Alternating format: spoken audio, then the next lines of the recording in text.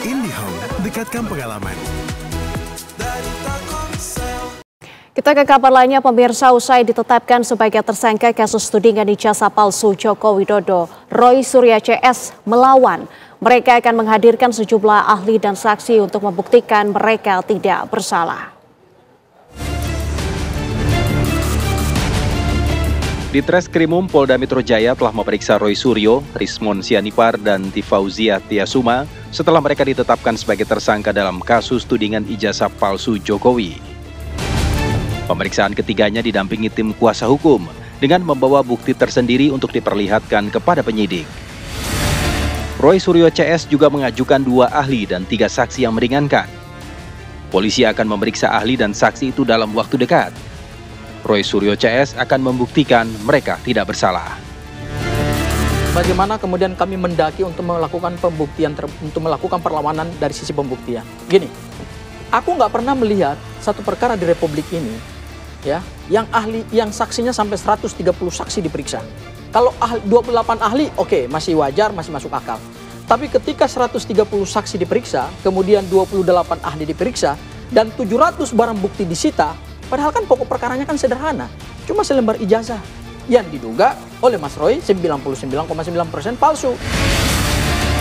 Pakar hukum pidana dari Universitas Trisakti, Asmi Syahputra menyebut, kebenaran kasus ijazah palsu Joko Widodo belum sampai pada kebenaran proporsional. Jika saksi dan ahli dari pihak Roy Suryo bisa memastikan ada hal-hal yang belum lengkap dalam membuktikan ijazah Joko Widodo, posisi hukum ini memberikan peluang bagi Roy Suryo CS untuk terus melawan.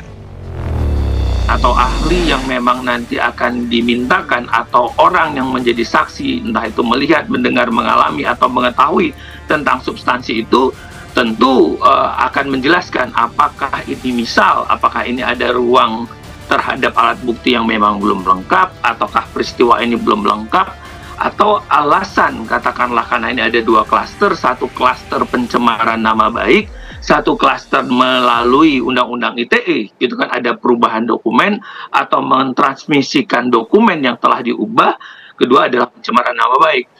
Terhadap ini kalau kita bilang di pasal 310 dan 311-nya, tentu kalau itu nanti ada rentetan, karena pasal 310 itu juga ada rentetan bukanlah pencemaran nama baik jika itu dianggap atau dikategorikan sebagai kepentingan umum. Sepanjang apa yang disampaikan itu adalah demi kepentingan umum, maka harus dituju dulu objeknya. Yang diributkan hari ini kan adalah ijazah. Jadi kebenaran atas proporsional, sekalipun misalnya penyidik menyatakan ini sudah terang, tapi kan kepada publik ini belum terang ini. Jadi ada dialektika gitu loh. Usai pemeriksaan di Polda Metro Jaya, Roy Suryo CS pun tidak ditahan dan diperbolehkan kembali ke rumah masing-masing. Tim TV One mengabarkan.